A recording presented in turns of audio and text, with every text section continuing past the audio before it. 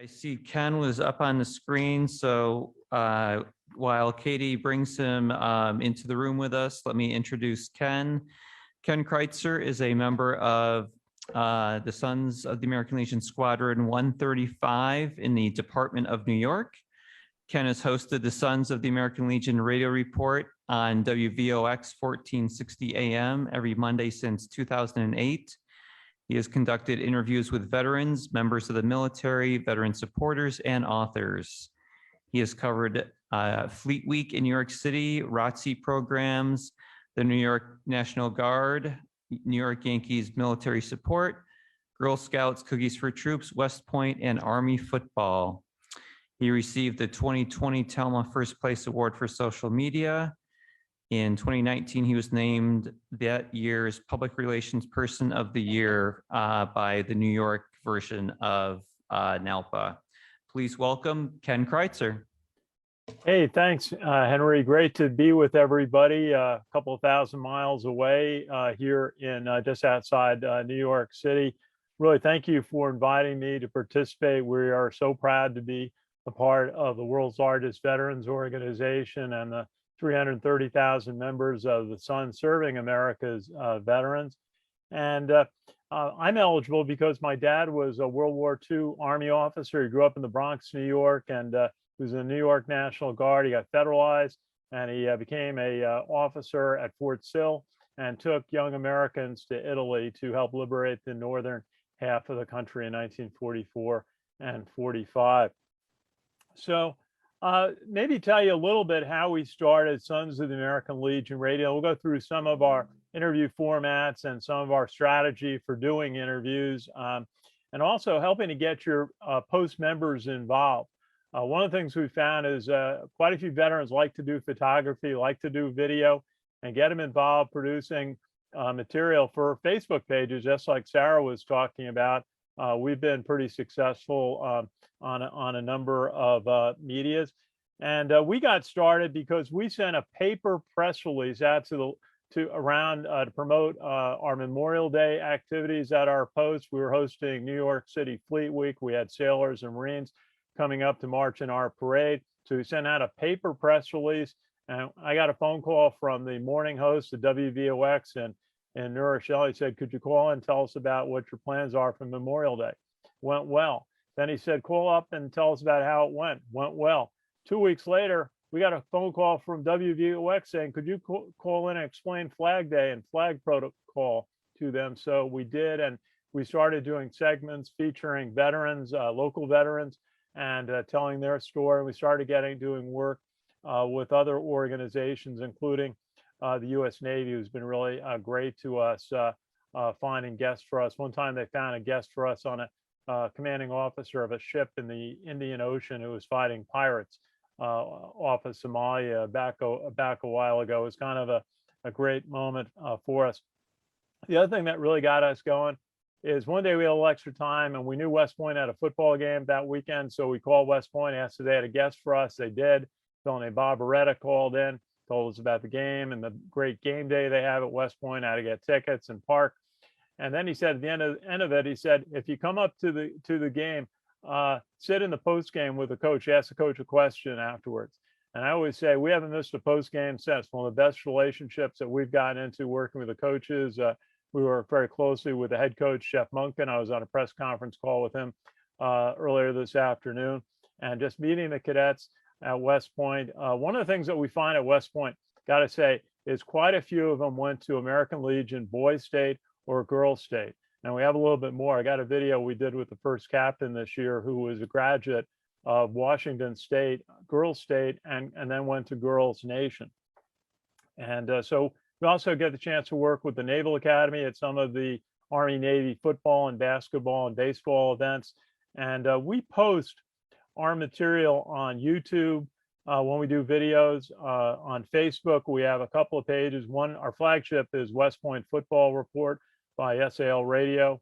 And we post on Twitter at Sons Legion Radio, LinkedIn, and we post on rallypoint.com, which is a 1 million plus veterans website. We have about 20,000 followers across our pages. I got to give a shout out to my colleague, Jack McGurk. We did a show today who received recognition from the American Legion Media Alliance in the contest. Jack did a great job this past year of describing the programs and the challenges the Department of Veterans Affairs was facing with COVID, and the 145 members of the Department of Veterans Affairs who died serving veterans, just staff members. And I've got a little more on that later. We've done, I said, a lot of work with New York City Fleet Week. We've done interviews with sailors and Marines, some of whom we stay in touch with. One young public affairs officer we met a bunch of years ago, we stayed in touch with, and he's now the public affairs officer on the aircraft carrier USS George Bush. And we're working with him on an interview opportunity. So it's been neat. I want to tell you a little bit about some of the equipment we use. We use a microphone like this to plug into primarily a mobile phone or a tablet, and we buy the flag. It costs about $50, and put the logo up, and that really makes a difference, especially if there's background noise. And one of the keys to doing this, it makes it work, is using a stand, and there are various sizes, but this is a stand and a bracket that holds a mobile phone. You can adjust the height, and because it goes sideways, you can actually go into Facebook Live, which you have to do in what people know as portrait mode, but it's better to take video in landscape. But having there's all sorts of sizes. They're available on Amazon, not expensive, but they tend to break. So you have to be careful with them. But that's really what makes this go, is being able to use equipment like that. You know, in types of interview situations that come up, we started doing radio, where primarily guests call into the radio station and we do a talk. The key there is make sure they have the phone number and the time. We triple check that with guests. Always have a list of questions ready. The key is to have the guest biography, and often we might have somebody from a veteran support organization. Somebody in the American Legion might call in. We've had quite a few officials call in over the years, and we want to have their bio. And what I've learned with that is keep the bio short. Just really mention at the beginning the most important title that the guest has and relevant information. I mean, sometimes it's a struggle, and we all have a tendency to make the bios long. But then what you can do is in the interview, ask the questions about steps on the person's career, where they may have gone to school, or some of the jobs they had in the military, or what they did after leaving the military, are all good things to ask. I always say, let the guests talk. Keep your questions short. Really never put an opinion on a question. Always just let the guests talk and see what their point of view is. That's what the interview is about, is what information they're going to bring to the interview. And one of the things we say is never surprise a guest with an awkward question, something that's obscure. Try to stay on major topics, because what we find is first interviews with people are oftentimes relationship building, and they're getting comfortable with you as being able to do a professional interview, and you're learning about what the guest likes to talk about. You know, what are their key things that they light up when you can hear them smile on the phone because you asked them the right question. And so that is a couple of key things about interviewing. But really what we've been able to do is build relationships where we have guests we can call on several times a year, or when there's a problem like Afghanistan, we can call veterans in different organizations and invite them to call and offer their perspective on situations like that. Sometimes we do interviews in person. Really, the classic is after an American Legion dinner that you want to interview the speaker. You might have a county official, a state official, or even the national commander might be at the event. You want to do a short interview. And what I do in those situations is I'm listening very carefully to the talk, and I pick out 3 key topics that the guest talked about and jot that down so that when I have the chance to do the interview with the speaker, introduce them by their title. Make sure you pronounce their name correctly is sort of one of the challenges. If you're not sure, ask them how they pronounce it. Ask them to pronounce it so you can hear it clearly. And then doing an interview 4 or 5 minutes can be very valuable. Looks great on a Facebook page or a post website, or at whatever level. And just stick to that, and then say thank you very much for the interview. And if it's a veteran, I always say thank you for your service to our country. And so, that is sort of the classic, but you're standing with the handheld microphone right up to them, and the ergonomics are pretty easy. And you can get right close. We do that after football practices at West Point with the players and the coaches, because we're normally standing. The challenge is sometimes where you end up, especially it could be a VIP, where you are going to do a sit-down interview. Could be in your post where you're interviewing the post commander and hearing about his or her thoughts. There, it can be very tough to kind of hold the microphone out and your arm gets tired. So what we have found is extremely useful are lapel microphones. And this is what a lapel microphone looks like. We have 2 in this setup, and then it connects through this little plug to your mobile phone or camera. And yet you can have the camera away, but this really makes a difference in some key situations. It's not expensive. They're probably $25 to $40 on Amazon. But boy, when I got a hold of that helped me in some key situations where we got some important interviews. You're sitting down, you're not as close. And so that can be a big help. We've been doing a lot of interviews on Zoom. We did a fast transfer so that we could do our West Point work and also talk to other veterans around the country and some of our state officials in the Suns and in the Legion. And the key thing on Zoom, once you get used to it, is making sure you hit the record button, or you set it up so you automatically get a recording. And we use another service that was a little more complicated, GoToMeetings, because we couldn't use Zoom calling a Department of Defense facility part of last year. And that's the key thing in all of this, is making sure in doing videos that you are taking video and you're recording it. I'm always looking for the lights on, the numbers are moving, and that's very careful. The other thing is making sure when you go out on a day, you have enough space on your phone or camera to do the recording, and that you have enough power. And what we find, like on a football day, our phone starts running out.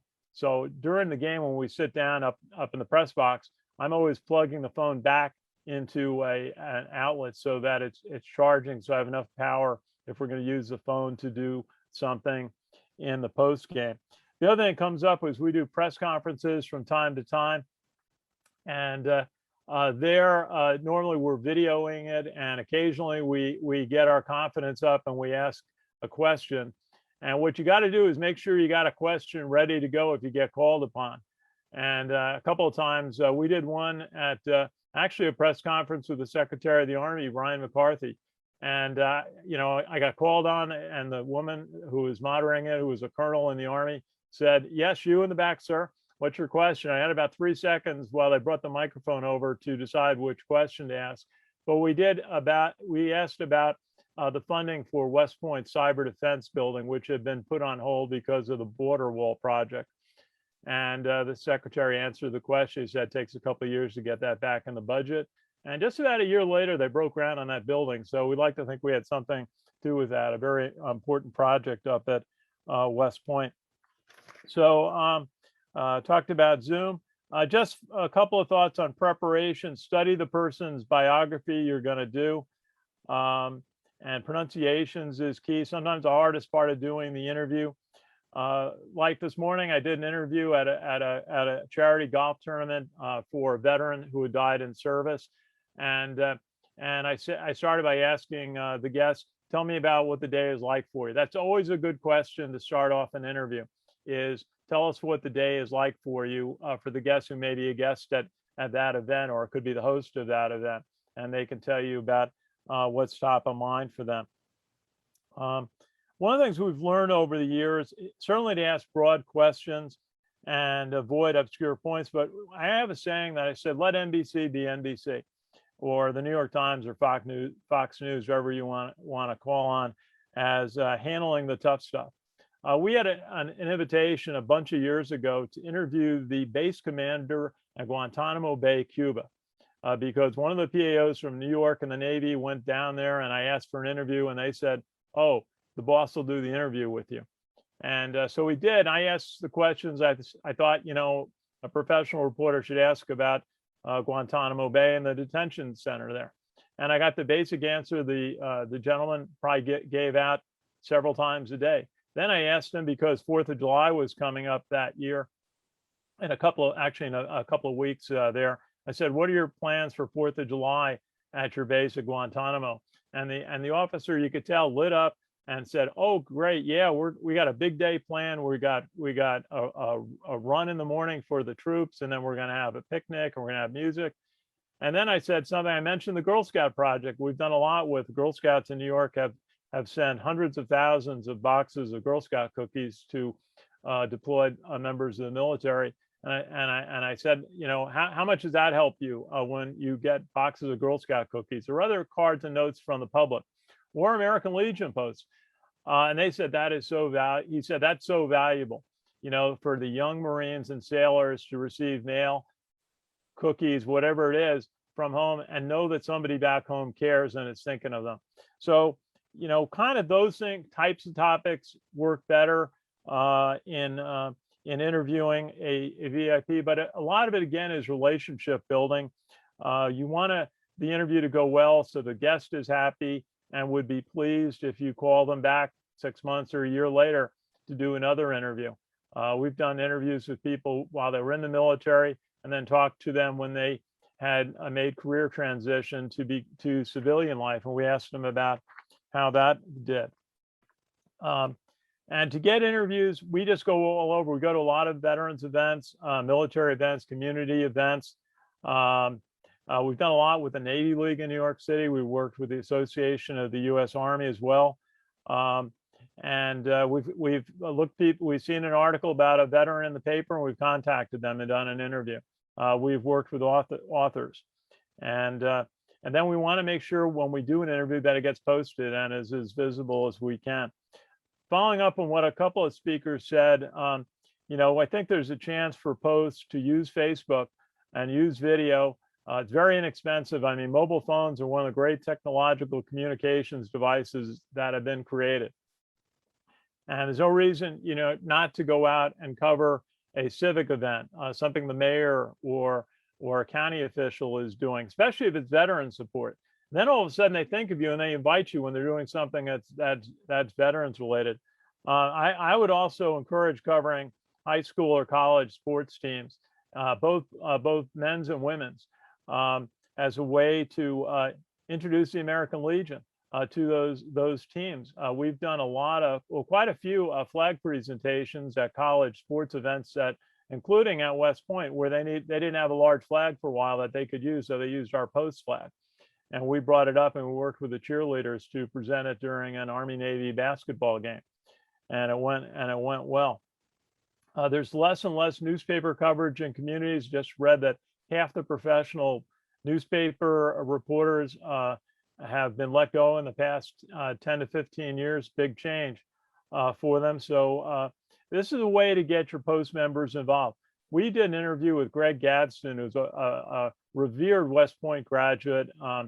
He lost both legs on a deployment due to a bombing, and he recovered to be a base commander in Washington, D.C. Only person who's ever been able to do that. He's also the actor in the movie Battleship. If you've seen that movie, he's the Army guy. Well, one time we talked to him at an event at the art gallery at West Point, and he described how much he enjoyed photography. And it was something he just, he could do by himself, and he enjoyed, and he could really focus on that. We've got another veteran we're working with who takes video for us, and he's had some PTSD issues, and he really enjoys it. And that can be a way of getting post members involved, going out to take photos, video, and posting on a post website. It could be a Facebook page, works real easy, and so on. One of the things that we've learned is if you do cover a team, be there all the time. and we are at West Point as often as they'll let us. And that means being there at August practice when it's 100 degrees out. And the coach sees you, and you do interviews. And you ask the players afterwards, well, how'd you get through the practice today? It was 100 degrees on that field turf today.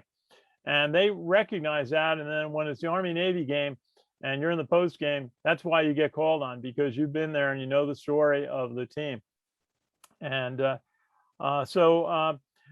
other thing is to be an expert at the equipment, and that's going to help a lot. Now, is there a question? Or I wanted to show, if I can get the technology to work, a couple of short video clips of some of our interview opportunities. So I'm going to go share screen, and we're going to go into PowerPoint, and there it is. It looks like it's working. And see if I can get into presentation mode. And there we go. And that's moi at when we went out to cover the Army game at the University of Michigan a couple of years ago. We actually did video of the game from the very top of the press box. And what we've been doing at football games is showing the hour before when the teams warm up, and then the ceremony, the national anthem, the color guard presentation. And last year at West Point, there were no spectators allowed. So we were one of the ways the parents could see what was going on at the academy at these games. And we did that at the University of Michigan when there were 106,000 people at the game. It was kind of neat. Now, we did an interview with Nicole Perlroth of the New York Times this spring, and talking about her new book and cybersecurity, as Sarah mentioned, at the local level. But let's hear a little bit of how this went.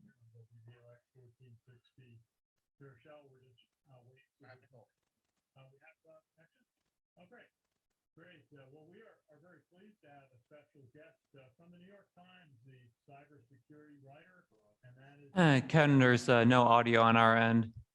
No audio on your end? Oh. Hey, thanks so much for taking time to join us. Oh, okay. I'm sorry. We tried to get it to work, and I apologize that it's not coming through. But there, I actually did a kind of long introduction. I'll just go through, if I can, yeah. This is an interview we did. I'll talk it since we don't have sound, but we were covering the Army-Navy game as we've covered the last 11 or 12 years. And after the game, we went out to the field and to do a summary on the field of the game. And who's standing in the end zone right in front of us? But the quarterback, Malcolm Perry, who had had the game of his life, ran for 300 yards, 2 touchdowns, and a big win for Navy. First time they beat Army in 4 years. And we were able to do a short interview with him just on the spur of the moment. But we had our equipment ready, and I had met him briefly at a pregame event, and we were able to do a very nice short interview right on the field after the Army-Navy game. And an opportunity we had this spring, we've done a few interviews that have been set up by the Department of Veterans Affairs, and we know their director of public relations.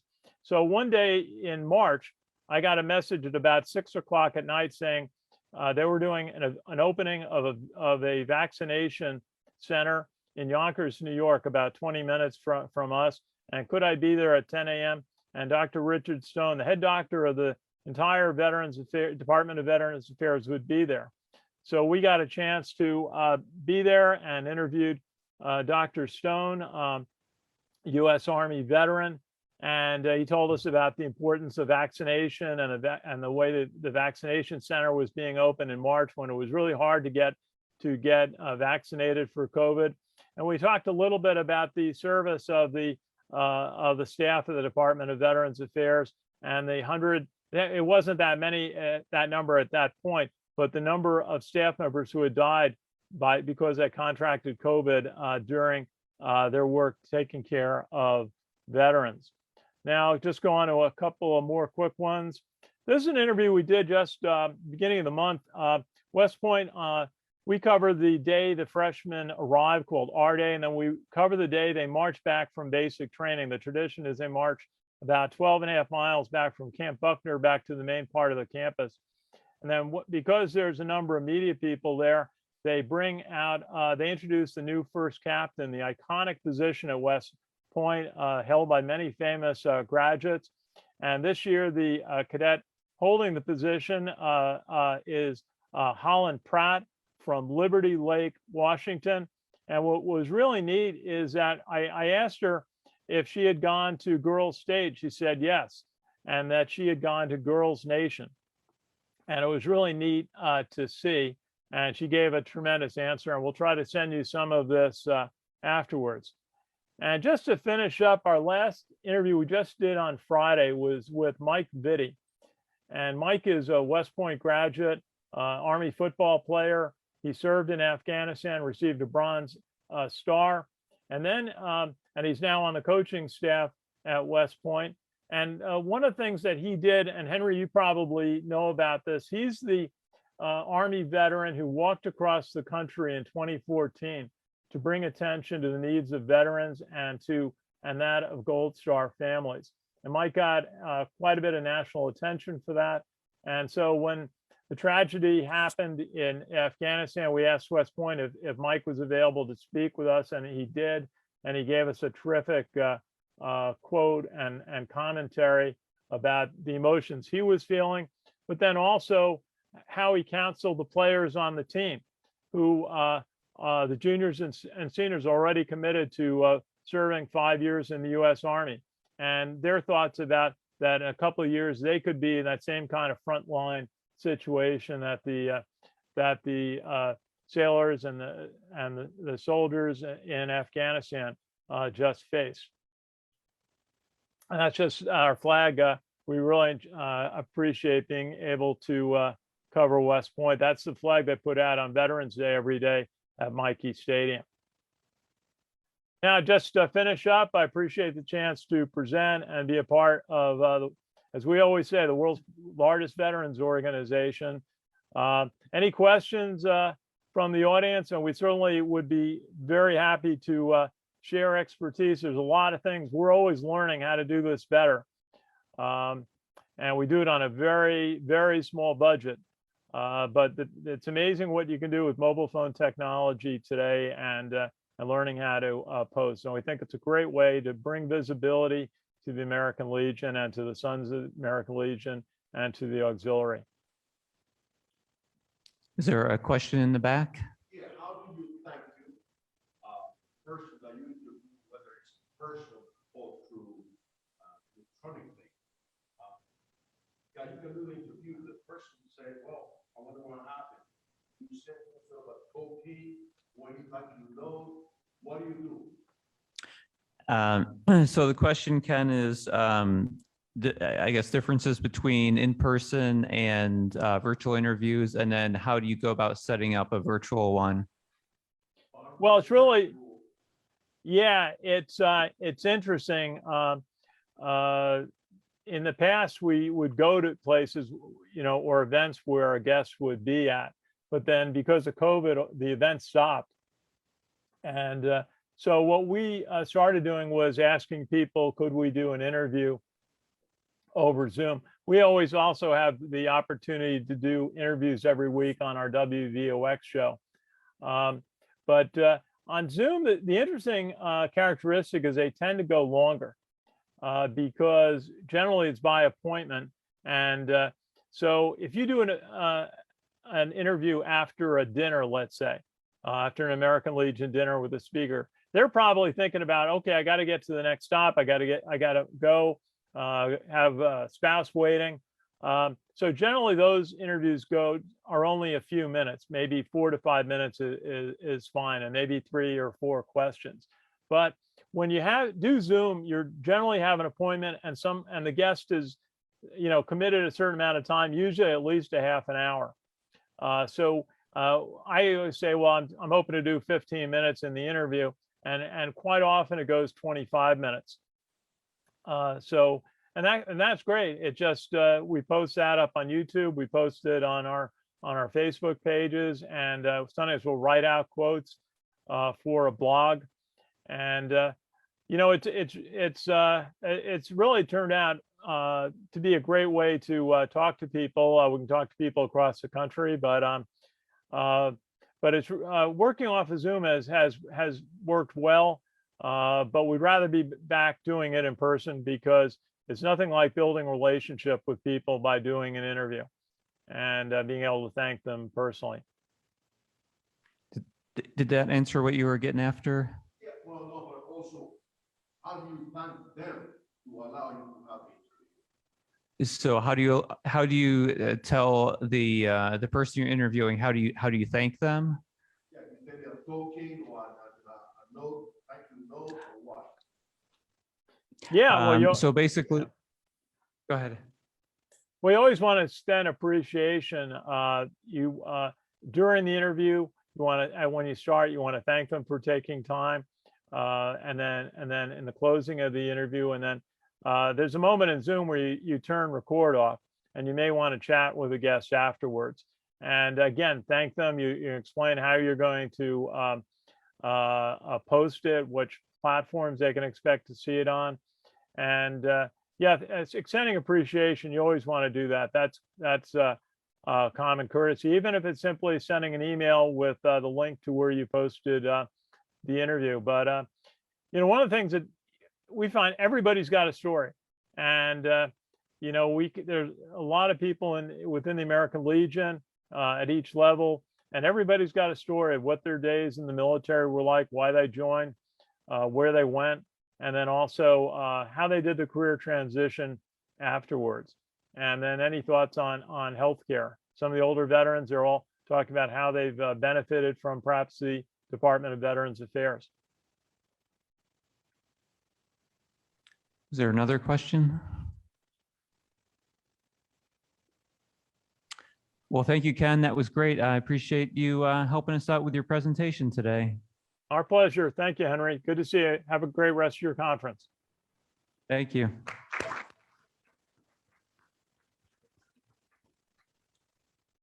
All right, so that concludes our presenters.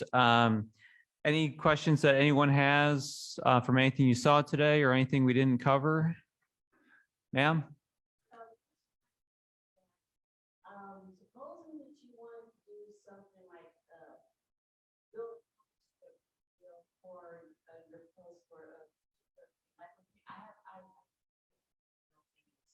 Mm-hmm. and I want some type of concept based off of it and have it online where the parents will have to download it for the children and each time they get on there, and then you can have it for where that dollar card appears, and that dollar goes to the children's fund site.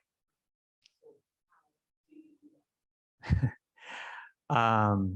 That sounds like a really neat project.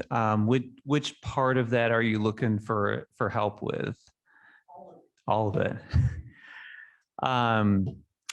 So starting with the creation of the actual comic and all the way through to the end? I have the storyline. Okay. And just do the drawings and then put them on to the Amazon or whatever.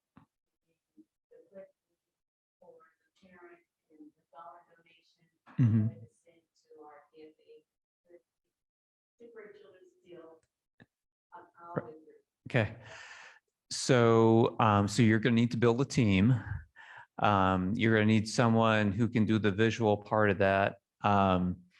And probably the best thing to do. And the good thing about, what we've learned throughout the pandemic is that we're not just restricted to our local neighborhoods. We can, find someone out wherever. So you might want to, just hit the old Google machine and see about, freelance artists that are out there. You may want one who can specialize in, the type of comic that you're looking at doing, someone who, might have a military or veteran background or experience in that. They should be able to do the artwork so that it can be presented online. And then as far as finding a place to host it, Does your post have its own website already? Okay, so then you would probably need a methodology so that to get at the donation that you're talking about. Creating a website or web page where you're taking a donation for them to see something, I think could potentially take a lot of work, especially if you have to create a new website, then you're paying for those hosting fees. I mean, one thing to consider would be putting it out there and then asking, for a donation. Did you enjoy this? Yes. Any donation to, TFA or whatever you're picking would, help support this project, that kind of thing. You could also consider taking the artwork that's done and repurposing it into a print document so that at the end, when they see it and they go through it, if you'd like a copy of it for a whatever dollar donation to our charity, we'll give you one of these printout ones. So that might be an option as well too. There's another question. Yes. Yes, I have a couple of requests. Since you know that these are here, you can tell us the link of the workshop. And also perhaps the email of some of the panelists. From what the panelists presented? Yep. So after today, not immediately after because we're in the middle of convention, but we will have all the videos will be edited and put on the website, and we'll also ask the panelists to share what they presented today. So we'll put that up there and make that available sometime in September.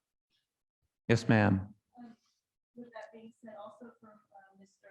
Ken Kreitzer. Kreitzer. He mentioned he had Twitter and also please provide that so we can follow him and get some information. Okay, good idea. Katie, you're writing it down for me? Thank you. Yes, sir.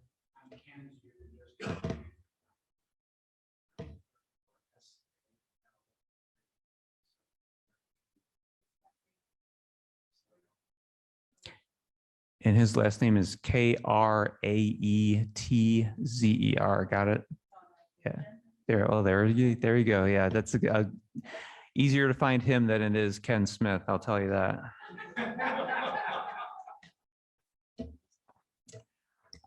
So this has been great. We still have a couple minutes. Do any of you have any suggestions for virtual trainings going forward for TALMA? We've been doing, this is the 15th one. I'm open to ideas if there's other topics we haven't covered, or if there's one we did previously that you'd like to hear again. Feel free to. I talked with you earlier about this, Henry. It'd be nice to have a discussion where people kind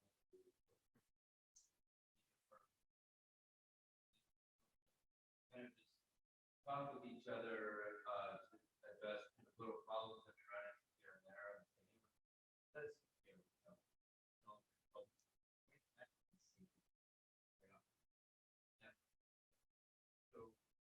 and I'd be happy to facilitate it if you need. Okay. We have a Zoom counter.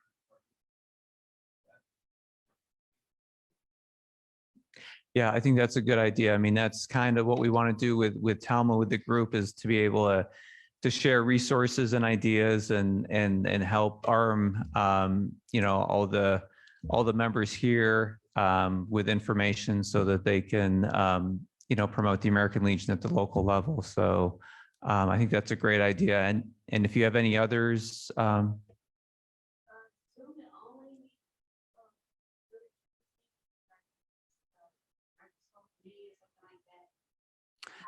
We've been using Zoom because it's been the most popular so far, and we've been able to do it pretty well. So we've used Teams internally, but I know that has some limitations too for different audiences. Meetings are So for the virtual trainings that we do monthly, we put those on the TALMA Facebook page within a couple days afterwards. So they're always available there. Yep. I know we talked about some of this before, but I would like to go back to the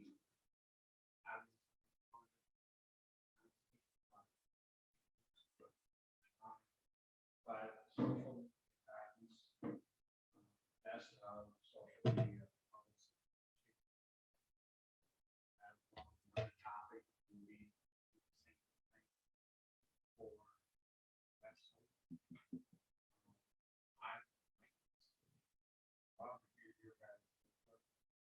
we use one of the posts in Arizona site. With that.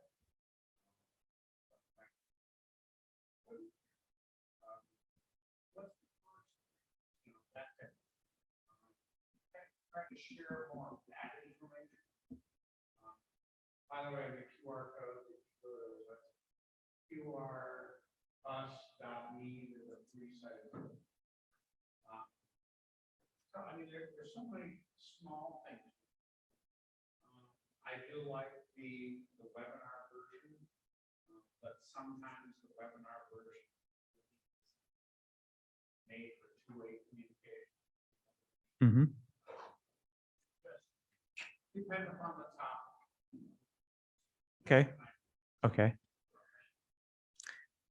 Cameron has been monitoring Facebook. Is there a question or comment off of Facebook? Yes, so it's from Amanda Bass. I am the president of Student Veterans of America Chapter, Utah Valley University. I would like to know who I connect with regarding national changes or improvements so I can help locally. Do you know what kind of changes she's talking about? I'm not sure I understand the question. Yeah, I'm not sure what changes. I can all. Okay. Okay. And she can certainly email me directly, and we can go through that. And no pressure. When are we getting our renewals? The year hasn't even started yet.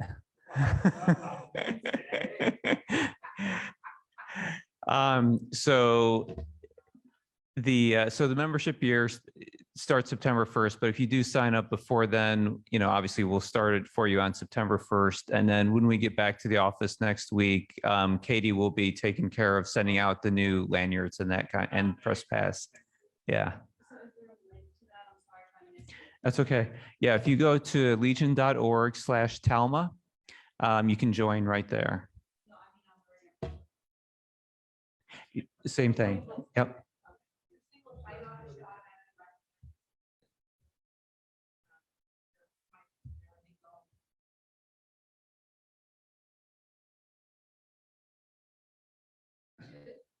It should. I do want to thank you because you also post stuff on the Media Alliance page. I always will share on my own post and it's just updating information.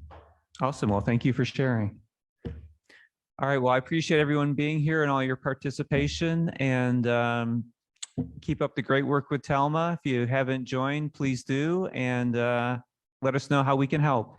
Thank you so much, everyone.